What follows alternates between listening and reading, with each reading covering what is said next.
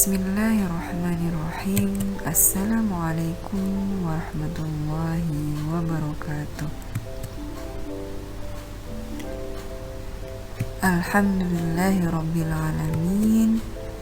Pada hari ini Ibu akan kembali membahas mengenai materi fisika kelas 12, yaitu mengenai induksi elektromagnetik untuk part yang kedua.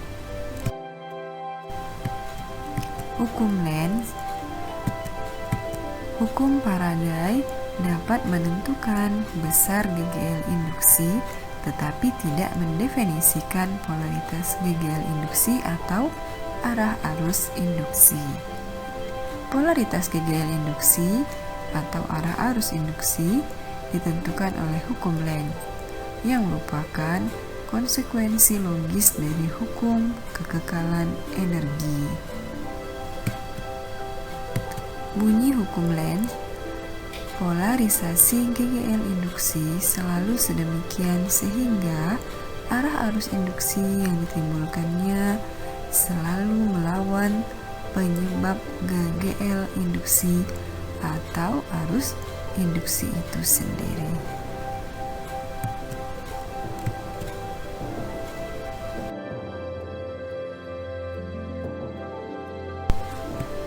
Induktansi diri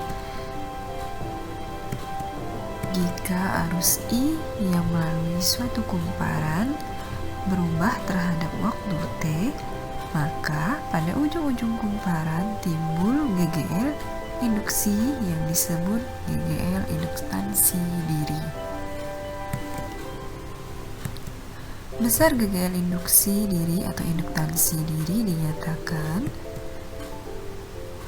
epsilon sama dengan negatif L D kali DI per DT, atau epsilonnya sama dengan min L delta I per delta T, sama juga dengan epsilon sama dengan min L kali I2 kurang I1 per T2 dikurang T1, di mana L adalah induktansi diri kumparan, satuannya Henry, epsilon adalah GGL induksi, satuannya volt, delta I itu sama dengan perubahan kuat arus, kemudian I2 berarti kuat arus akhir, I1 ini kuat arus awal, delta T adalah perubahan waktu, satuannya sekon.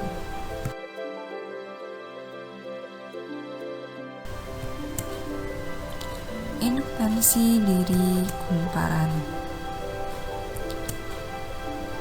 persamaannya L sama dengan mu0 kali N kuadrat dikali A per L, di mana L adalah induktansi diri kumparan, satuannya Henry, N adalah jumlah lilitan, A luas selenoida atau toroida, satuannya meter kuadrat, L panjang selenoida atau toroida, satuannya meter.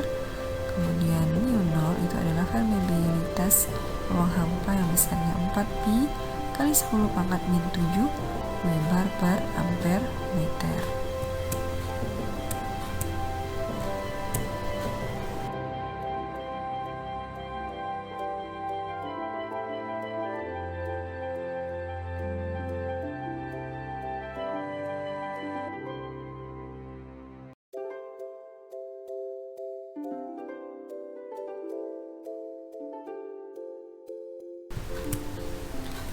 Energi yang tersimpan dalam induktor menyimpan energi dalam bentuk medan magnet atau energi magnet. Sebuah induktor dengan induktansi L yang dialiri arus listrik I akan menyimpan energi magnet W yang dinyatakan dengan persamaan W sama dengan setengah L kali I kuadrat, di mana W adalah energi magnet atau energi yang tersimpan di dalam induktor, satuannya Joule, kemudian L adalah induktansi diri kumparan, satuannya Henry, dan jumlah lilitan, kemudian I adalah kuat arus listrik, satuannya ampere.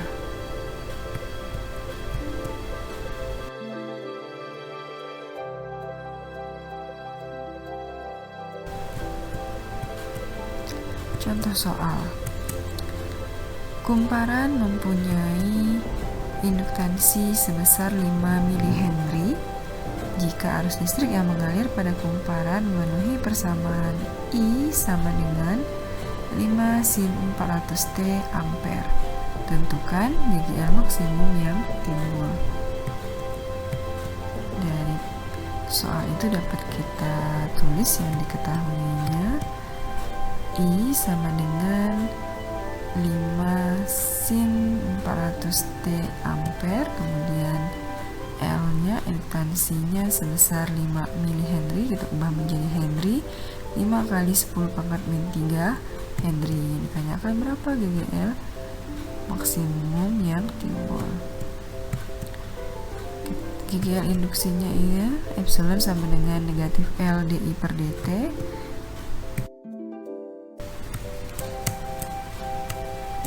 Epsilon sama dengan min L kali dI per dt, masukkan L dengan I nya, jadi epsilon sama dengan min 5 kali 10 pangkat min 3 D kali 5 sin 400 T per dt. 5 sin 400 tadi kita turunkan, dapatlah epsilonnya sama dengan min 5 kali 10 pangkat min 3, turunan dari 5 sin 400 T, 5 kali sin 400 T itu turunannya dari cos 4 kali 400 T dikali 400 T nya yang ada T nya kita turunkan, jadi 400 T nya turunannya dari 400, sehingga epsilon sama dengan min 5 kali 10 pangkat min 3, 400 kali 5 2000 kali cos 400 T. Epsilon sama dengan min 5 kali 10 pangkat min 3 kali 2, 2000 itu sama dengan 2 kali 10 pangkat 3 kali cos 400 T. 10 pangkat min 3 kali 10 pangkat 3 itu jadinya bisa kita coret, terus sama dengan 10 pangkat 0 kan jadinya, sehingga epsilonnya 5 kali 2 itu 10, jadi epsilon sama dengan min 10 cos 400 T volt. Jadi GGL induksinya min 10 kali cos 400 T volt. Nilai cos omega T maksimumnya itu 1, maka dengan demikian nilai GGL induksi maksimumnya, GGL maksimumnya sama dengan min 10 cos 400 T itu sama dengan min 10 kali cos 400 T itu sama dengan 1, sehingga GGL maksimumnya sama dengan min 10 volt. Jadi GGL induksi maksimum yang timbul pada kumparan adalah sebesar negatif 10 volt.